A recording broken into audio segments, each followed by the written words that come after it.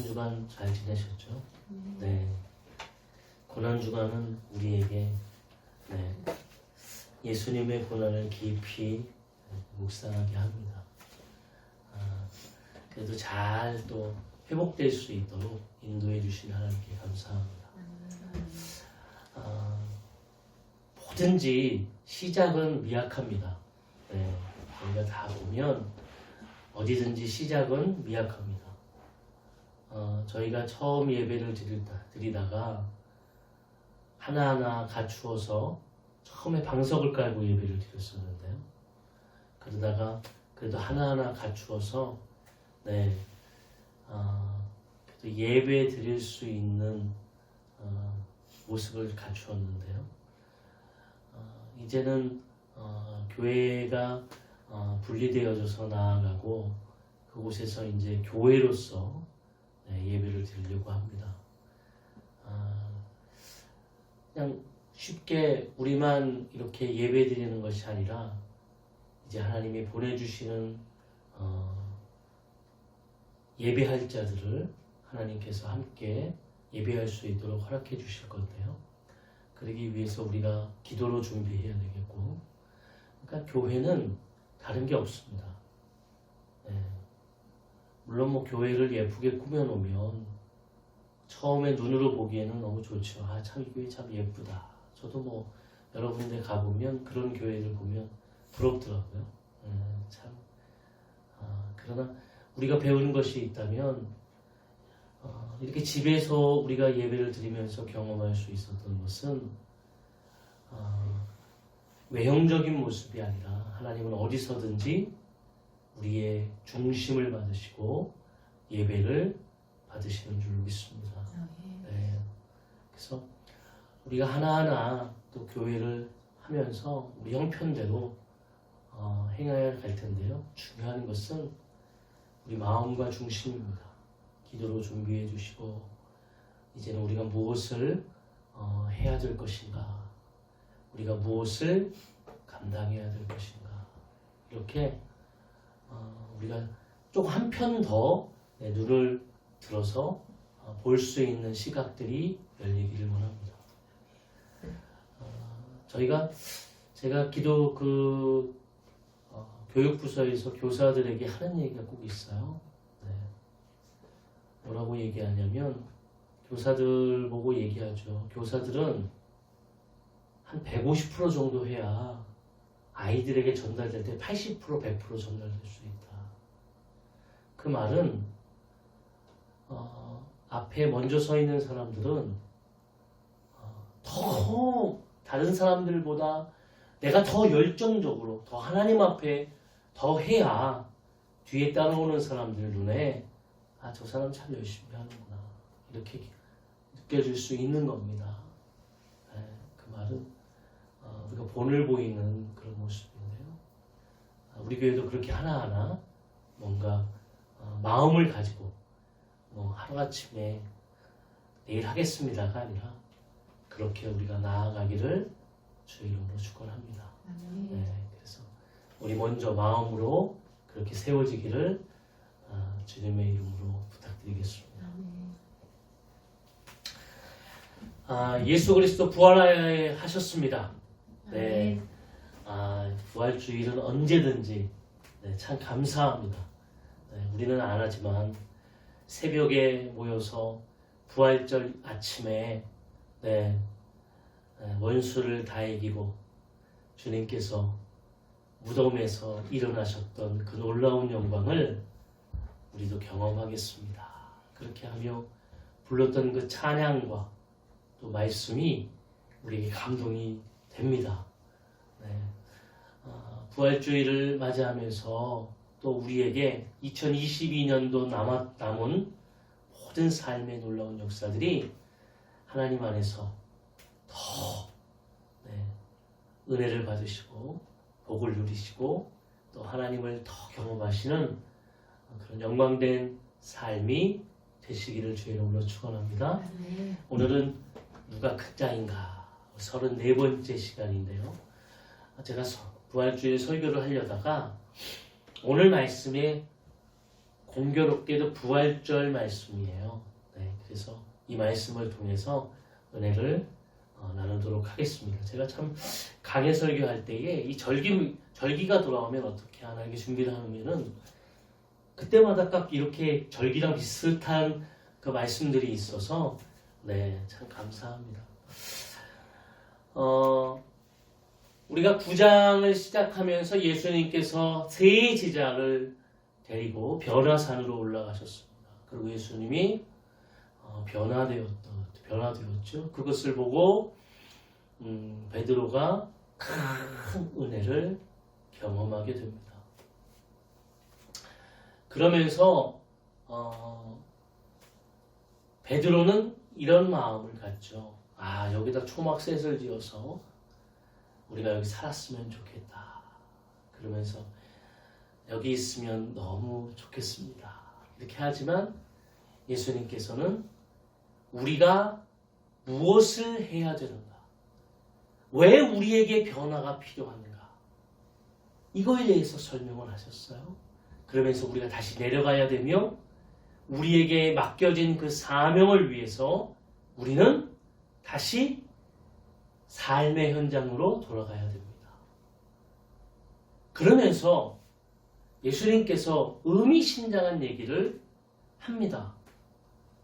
내가 이 많은 교회의 지도자들에게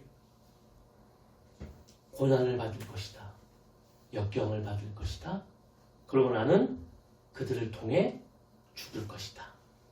그러나 나는 3일 만에 부활할 것이다. 이렇게 이야기를 하셨어요. 그러나 제자들은 이 이야기를 들으면서 알지를 못했습니다. 그때 제자들도. 그리고 제자들은 오늘 그 산에서 내려오고 나서 아버지의 손에 이끌려서 귀신 들렸던 아들을 보게 되어지고요. 그리고 제자들에게 심히 근심되는 걱정이 생겼죠. 왜냐하면 그들이 하나님을 체험하지 못하는 것이 아니라 그들에게 체험이 있었습니다. 이렇게 하면 우리가 승리할 수 있을 것이라고 하는 확신이 있었어요. 그런데 중요한 것은 그 제자들에게 그런 역사가 나타나지 않은 겁니다. 누가 저렇게 전화를 열심히 할까요? 그러면서 이야기하는 거죠. 예수님께 묻는 겁니다. 왜 우리에게는 이런 능력이 나타나지 않았습니까? 예수님께서는 오늘 이 땅을 살아가는 우리에게 우리가 무엇의 가치를 두고 어떻게 마음을 두고 살아가야 될 것인가에 대해서 계속 가르치는 겁니다. 왜냐하면 이 여정은 예수님께서 예루살렘으로 입성하기 위한 여정이시고 예루살렘으로 입성하시는 예수님은 일주일 후에 십자가에 달려 돌아가시게 됩니다. 예수님은 제자들에게 이제 내가 너희와 함께 있는 시간이 얼마 남지 않음을 그리고 너희에게 앞으로 닥쳐질 고난이 내가 너희와 함께 있지 아니하고 십자가에 달려 죽게 되어지는 것을 이야기합니다. 그러나 이 이야기는 고난도 아니고 역경도 아니고 모든 것의 두려움과 모든 것이 끝나는 끝이 아니라 다시 새롭게 시작되어지는 부활의 영광인 것을 제자들에게 깨닫게 하기 위함이에요. 예수 그리스도가 없는 세상에서 제자들이 이제는 예수님의 제자로서 어떻게 살아갈 수 있을까에 대해서 말씀하시고자 하기 위함입니다. 그러나 제자들은 눈에 보이는 것만으로 지금 알지 못하는 거거든요. 오늘 본문의 말씀이 그렇게 시작됩니다. 그곳을 떠나 갈릴리 가운데로 지날새 예수께서 아무에게도 알리고자 아니하시니 이는 제자들을 가르치시며 또 인자가 사람들의 손에 넘겨져 죽임을 당하고 죽은 지 3일 만에 살아나리라는 것을 말씀하셨기 때문이더라. 예수님께서 제자들에게 이것을 이야기하신 거예요. 인자는 죽는다. 사람의 손에 넘겨져 인자는 죽음을 맞이한다. 그러나 이것은 주님께서 가지셨던 사명이고 또 이것은 끝이 아니라 이 죽음은 끝이 아니라 3일 만에 다시 살아나시며 죽은 자들의 첫 열매가 되실 것이라는 겁니다. 할렐루야. 절망과 끝을 바라보는 우리의 눈 속에 이건 끝이 아니다. 제자들에게 뿐만 아니라 오늘 삶을 살아가고 있는 우리에게도 동일하게 말씀하시는 거예요. 너희에게 역경이 있고 너희에게 두려움이 있고 너희에게 근심이 있고 그런데 이것은 끝이 아니라 새로운 시작을 알리는 하나님의 은혜인 것입니다. 다시 부활하겠다. 근데 중요한 것은 이렇게 말씀을 하셨습니다. 그리고 계속 누누이 예수님은 강조하고 있습니다. 뭘요? 죽음과 부활을 강조하고 있어요. 왜요? 이 앞에 조금 이제 우리가 이 앞을 보게 되어지면 일어날 일입니다. 그러나 32절에 보면 그러나 제자들은 이 말씀을 깨닫지 못하고 묻기도 두려워하더라.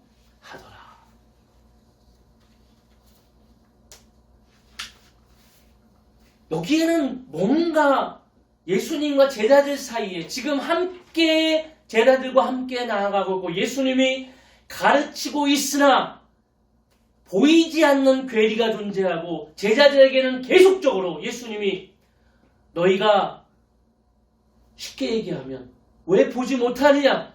깨닫지 못하느냐? 너희가 나를 따라오면서 계속 눈으로 보지 않았느냐? 너희가 듣지 않았느냐? 경험하지 않았느냐? 그런데 왜 너희는 깨닫지 못하느냐? 계속 반복되는 말씀입니다.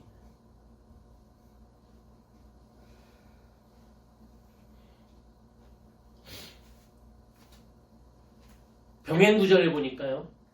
마태복음 17장 23절에는 이때 예수님의 제자들은 매우 근심했다 이렇게 얘기하고 있어요. 예수님이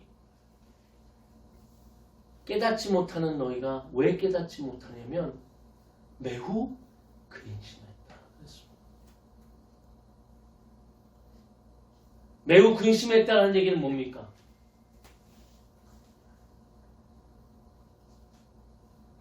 영적으로 우리가 무엇을 해야 하는가를 바라보지 못하고 내 눈앞에 보이는 지금 당장의 역경과 고난을 바라보며 우리는 문제 때문에 근심하는 거예요.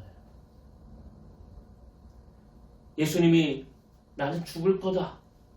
여러분 제자들이 이것을 모르는 것이 아닙니다. 여러분 잘 아셔야 돼요. 깨닫지 못했다는 얘기는 이 상황을 몰랐다는 얘기가 아니에요. 예수님이 계속 얘기하기 때문에 제자들이 예수님이 돌아가시면 어떡하지? 예수님은 지금 이 죽음에 대해서 내가 이것을 짊어져야 되고 이것은 하나님이 나에게 부여한 사명이고 나는 이 문제 때문에 여기 왔다.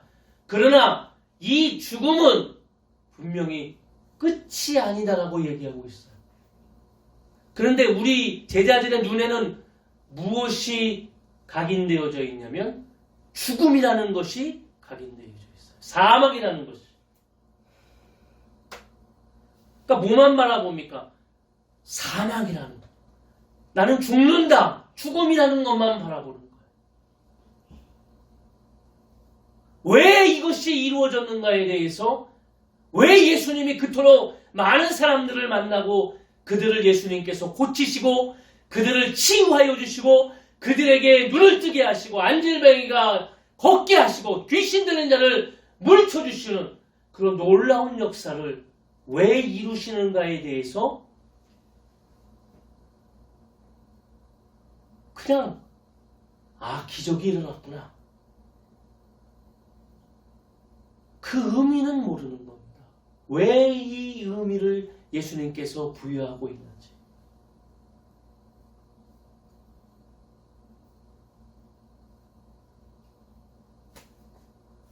우리가 요한복음에 처음 보면 처음 일어나는 그 기적 같은 역사가 가나안 혼인잔치입니다.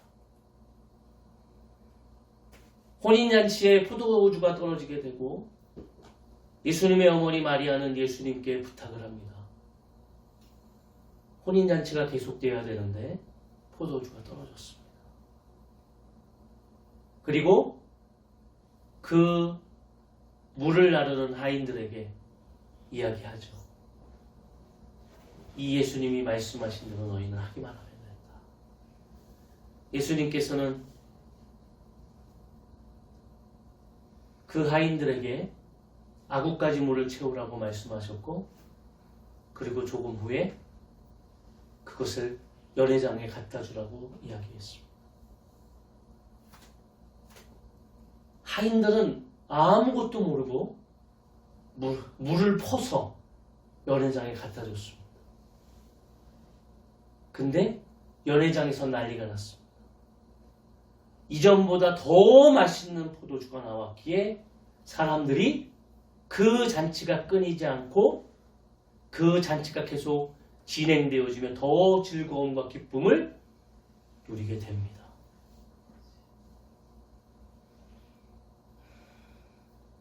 그 포도주는 하나님과의 모든 관계가 단절되어져 가는 우리 인생 속에 예수님이 이 땅에 십자가를 통하여 흘리신 보혈의 피입니다. 그리고 그 보혈의 피를 통하여 단절되었던 관계가 회복되어지고 우리는 다시 하나님과 함께 그 잔치 가운데에 거하게 되어지는 겁니다. 이것은 예수님께서 이 땅에 처음 기적을 일으키시면서 그들 가운데 말씀하시고자 하는 메시지입니다. 내가 왜 이 땅에 왔는지, 내가 왜 이 땅에 와 죽어야 하는지. 그러나 그 죽음은 우리가 바라보고 있는 모든 것이 끝나는 죽음이 아니라 다시 생명을 얻을 수 있는 부활의 역사가 담겨져 있는 죽음이라는 거예요. 누가복음 9장 45절에는 알지 못한다고 되어 있어요. 알지 못하니 그 말씀도 깨닫지 못하도록 숨긴 바 되었다. 그러니까 예수님께서 똑같은 장면 속에 누가복음에 보면 말씀을 예수님이 숨겨놨습니다. 왜 숨기시냐면 알지 못하게 돼. 깨닫지 못하게 돼. 우리는 오늘도 아무 깨달음이 없는 그 하인들처럼 그가 무슨 그런 역사가 일어나는지도 모르고 그렇게 살아가는 인생이 되지 않기를 원합니다.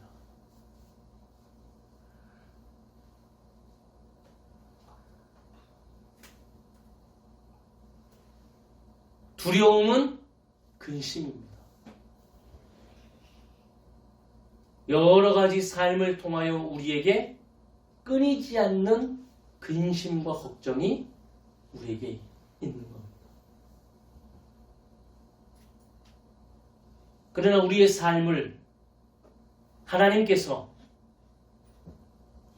끝나는 것 같으나 끝나지 아니하고 주님을 붙들 때에 우리의 삶인 생명에서 사망에서 생명으로 옮겨지는 놀라운 역사가 우리 삶 가운데에 임할 줄로 믿습니다. 이게 부활의 신앙이에요. 그런데 이것을 모르기 때문에 어떤 일이 일어나냐면 33절에 가버나움에 이르러 집에 계실 때 제자들에게 물으시되 너희가 길에서 서로 토론하는 것이 무엇이냐 하시니 그들이 잠잠하니 이는 길에서 서로 누가 크냐 하고 쟁론하였음이라. 마가복음 처음에 보면 제자들이 누가 크냐에 대해서 변론하는 장면이 나옵니다. 이 이야기는 여러분 보세요.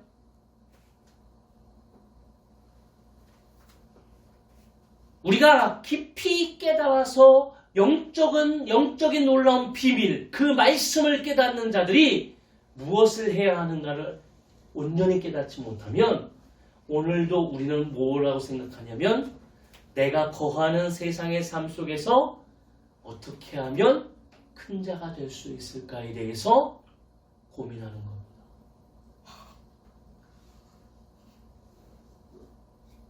세상에서 성공의 의미를 가졌을 때 사람마다 가치가 다 틀리잖아요. 어떤 게 성공이라고 하십니까? 대부분 사람들은 내가 높은 명예를 얻거나 사업에 성공해서 부자가 되거나 이런 것들을 우리가 성공이라고 생각을 했어요. 그리고 더 나아가서 우리 윗세대들은 더 그것 때문에 그렇게만 바라보고 달렸어요. 근데 요즘에는 좀 달라졌어요. 보시나요? 요즘에는 그렇게 생각하지 않아요. 물론 그렇게 성공하고 싶지만 내 모든 것을 다 희생하면서 그렇게 하고 싶지 않더라는 거예요.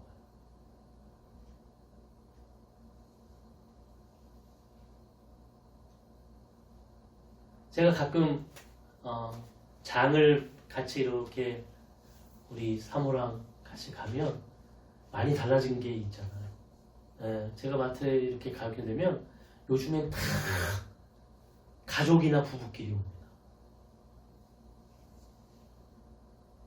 서로 이렇게 오면서 장을 보면서 이야기도 하고 그런 장면들을 대부분이에요. 그리고 혼자 오거나 이런 사람들이 거의 없어요.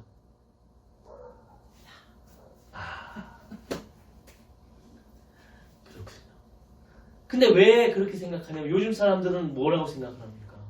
가정이라는 거, 또 서로의 가족의 관계라는 거, 이걸 굉장히 중요시 여기는 거예요. 인생을 살아보니까 이게 얼마나 귀한지를 조금 더 알게 돼요. 내가 성공해서 막 앞만 쳐다보고 가정은 뒤로 하고 내가 막 이렇게 달려가는 그런 사람들의 모습에서 좀 달라지는 거죠. 나는 좀. 근데 믿는 우리들은 어떻습니까? 믿는 우리들은 여기서 우리는 하나님의 뜻이 무엇인가를 깨달아야 되지 않겠어요? 예수님께서 지금 뭐라고 말씀하십니까? 내가 죽을 거야. 그리고 3일 만에 부활할 거야. 하나님의 편에서, 하나님의 뜻 안에서, 그 사명 안에서 말씀하시는 거예요. 이게 이루어질 거다. 이게 진리야. 이렇게 얘기하고 있는데 제자들은 거기다 대고 뭐라고 하는 거예요? 참 예수님이, 저는 이걸 보면서 저도 참 미련하지만 예수님이 보면서 얼마나 마음이 아프실까요? 네? 제자들은 뭘 하고 있냐면 그러니까 이제 조금 있으면 예수님이 예루살렘으로 갈 것인데 그러면 예수님이 이스라엘의 왕이 되고 세상을 변혁하는 그런 혁명가처럼 예수님이 그런 왕이 돼서 높은 자리에 앉으셨을 때 어떤 마음이에요? 내가 예수님 옆에서 나도 높은 권세를 얻는 그런 사람이 되겠다. 누가 더 크냐? 참 죄송한 이야기인데 교회 안에서도 마찬가지입니다. 교회 안에서도. 네.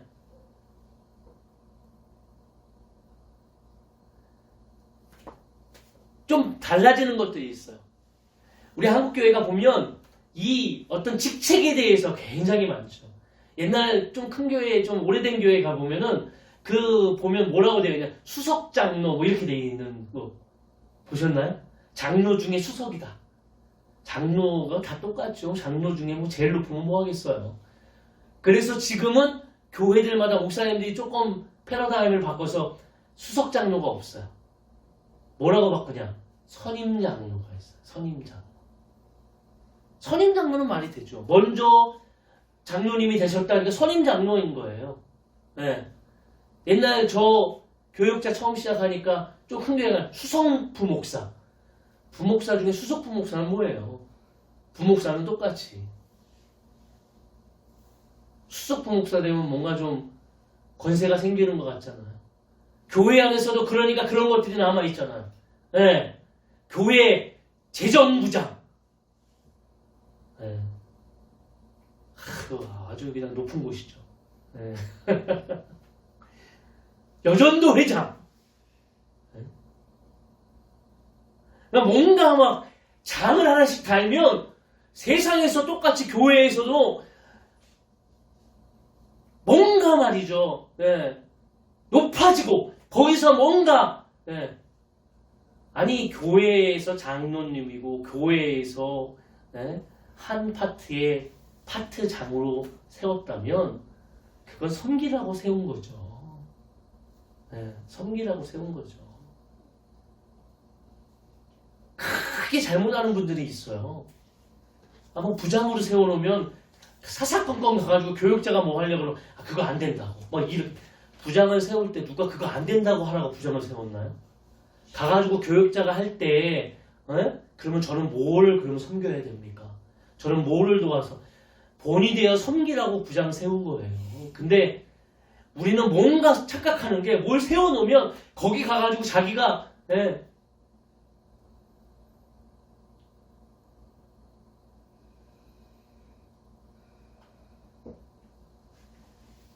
아니 또 너무 또 하대에도 참 문제긴 해요.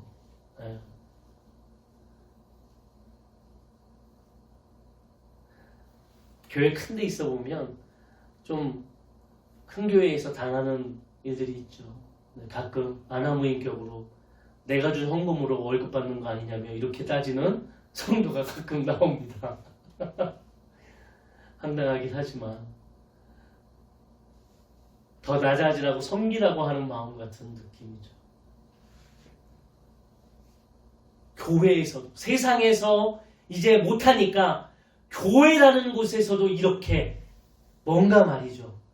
합력하기 위해 하나님의 뜻을 위해 하나님께서 무엇을 원하시는가에 거기에 초점이 있지 아니하고 인간적인 크고자 하고 하는 제자들과 똑같은 거죠. 누가 더 크냐? 예수님께서 또 이것 때문에 예수님이 바라봤을 때 이게 제가 봤을 때 한두 번이 아닐 거라고 생각해요. 한쪽에서는 예수님은 하나님의 나라에 대해서 가르치고 있는데 한쪽에서는 세상의 나라에서 내가 어떻게 하면 잘 살까? 내가 어떻게 하면 높아질까를 바라보는 제자들에게 예수님께서 이야기하는 거죠.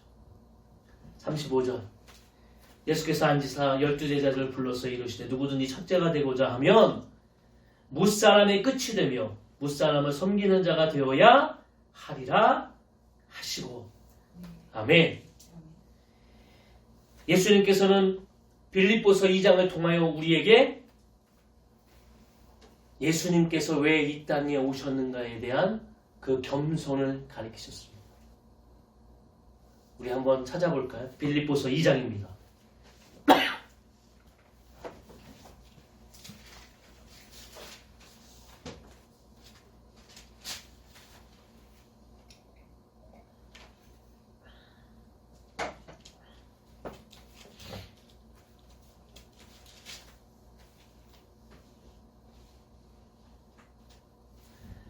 자, 우리 3절부터 우리 8절까지 우리 한번 교독하겠습니다. 아무 일에든지 다툼이나 허영으로 하지 말고 오직 겸손한 마음으로 각각 자기보다 남을 낮게 여기고 각각 자신의 일을 번더러 또한 각각 다른 사람들의 일을 돌보아 나의 힘을 충만하게 하라. 너희 안에 이 마음을 품으라 곧 그리스도 예수의 마음이니 그는 근본 하나님의 본체시나 하나님과 동등됨을 취할 것으로 여기지 아니하시고 오히려 자기를 비워 종의 형체를 가지사 사람들과 같이 되셨고 사람의 모양으로 나타나사 자기를 낮추시고 죽기까지 복종하셨으니 곧 십자가에 죽으심이라. 아멘. 아멘.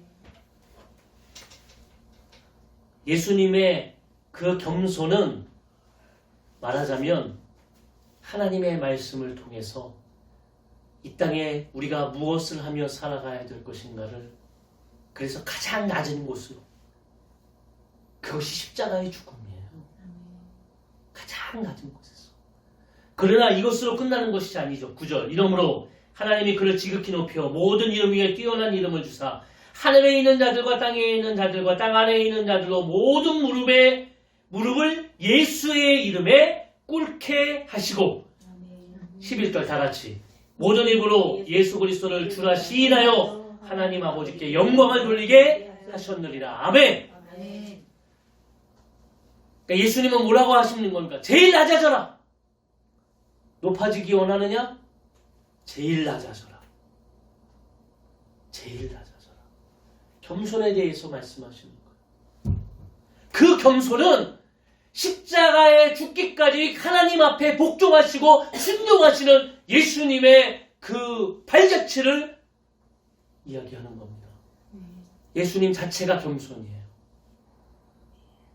그냥 아무것도 할 수 없는 것이 겸손이 아니라 하나님의 말씀을 위해서 하나님의 뜻을 위해 오늘도 아멘 순종하며 그 길을 하나하나 가는 그 삶이 겸손이라는 거예요. 어떻게 해요? 묵묵히 가장 낮은 곳에서 묵묵히 내게 맡겨주신 일을 위해서 묵묵히 오늘도 기도로 아니면은 봉사로 헌신으로 내게 맡겨주신 아주 조그만 일일지라도 그게 겸손입니다.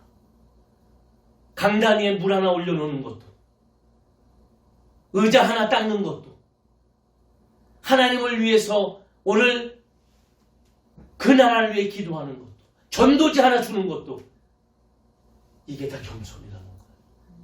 내가 높아지기 위해 높았기 때문에 주는 것이 아니라 내가 가장 낮은 마음에서 그것을 행하는 겁니다. 그리고 그것이 가장 낮아졌기 때문에 내가 제일 비굴하고 처절한 삶이 아니라 그 삶을 높여주시겠다는 거예요. 어떻게 해요?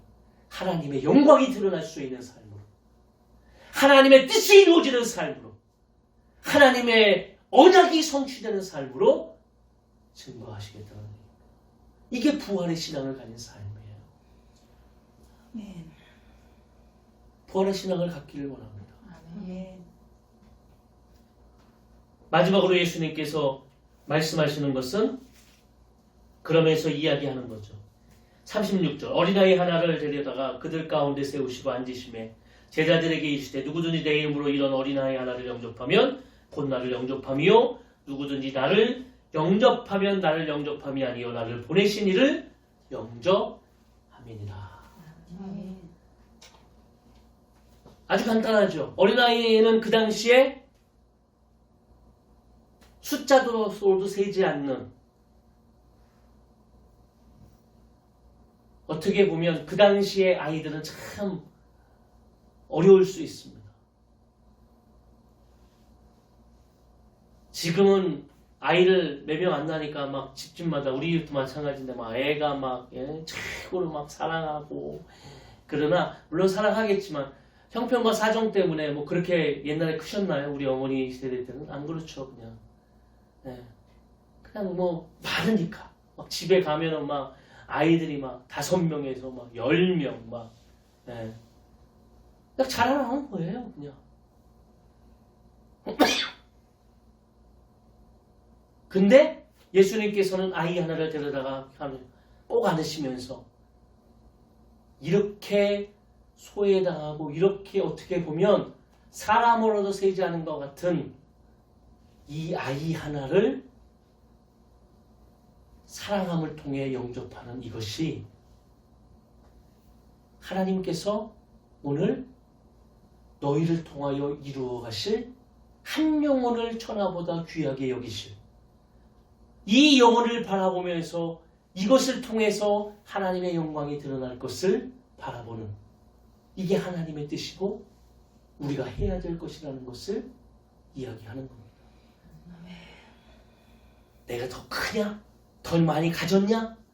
내가 어떻게 하면 권세를 가지냐가 아니라 소외당하는 자를 보면서 그 소외당하는 자에게 더 저들도 사랑할 수 있는 마음, 저들을 섬길 수 있는 마음, 이것을 그를 사랑하고 영접하게 하는 것이 하나님의 뜻이다.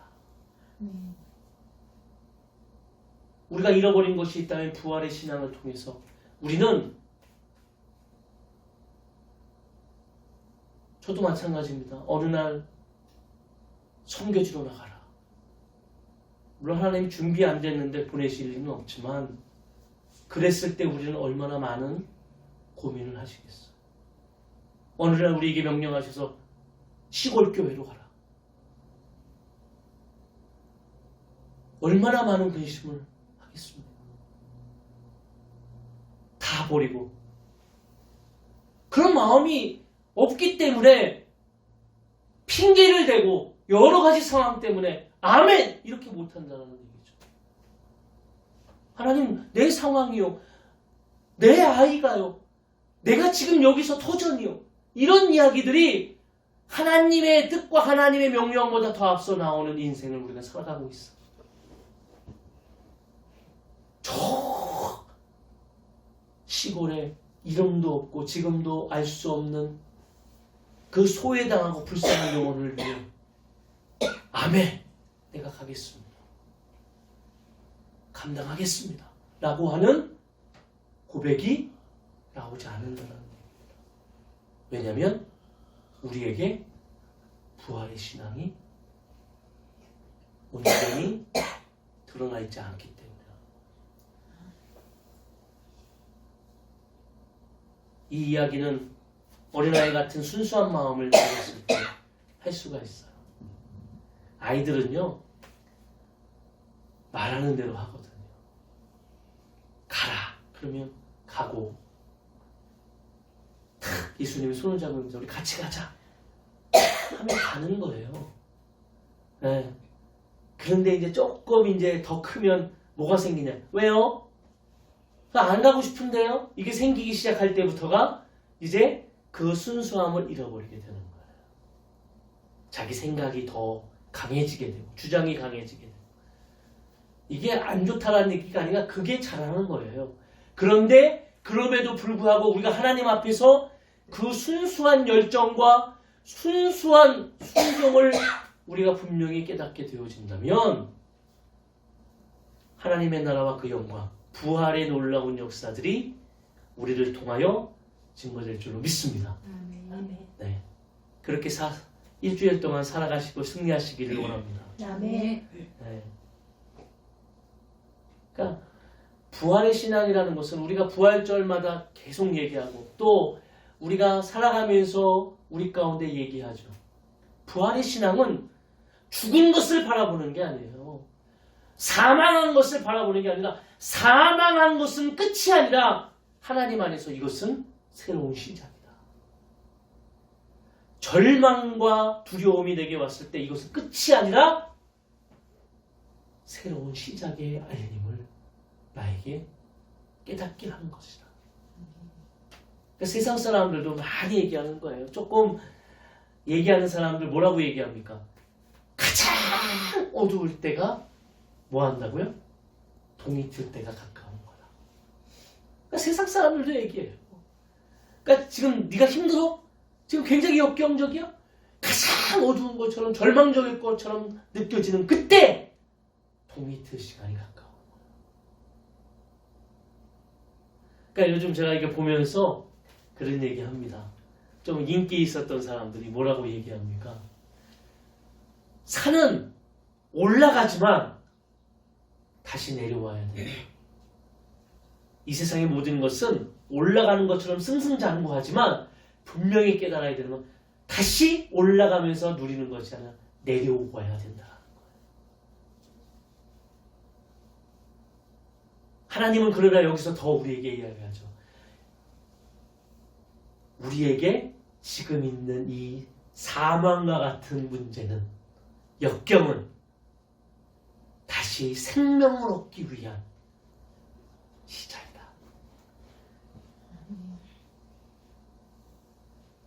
한 주간도 주님 안에서 누리시고 그름을 통하여 승리하시고 아멘. 또 주님과 동행하시기를 주의 이름으로 축원합니다. 아멘. 오늘 결단하면서 주님 앞에 찬양으로 영광을 돌리겠습니다. 아버지 사랑 내가 노래해.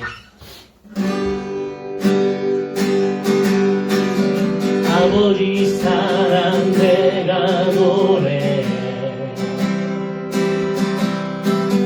아버지 은혜 내가 노래해. 그 사랑 변함없으신 거짓 없으신 성실하신 그 사랑 상한 갈대 꺾지 않으시는 꺼져가는